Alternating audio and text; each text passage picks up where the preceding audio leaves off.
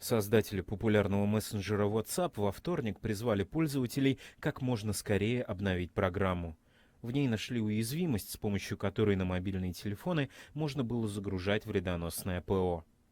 Злоумышленнику достаточно было всего лишь сделать звонок, причем жертва даже трубку могла не снимать, и вирус оказывался на устройстве.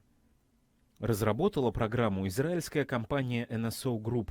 Она специализируется на заказах для спецслужб, в частности, для Минобороны еврейского государства. В местном отделении Amnesty International заявили, что подобный софт ставит под угрозу миллионы человек. Это ПО рекламируется как способ предотвратить террор и преступления, а используется против правозащитников, адвокатов и членов парламента. Мы не преступники, не террористы, и если Министерство обороны Израиля позволяет ему существовать, значит миллионы людей по всему миру в опасности.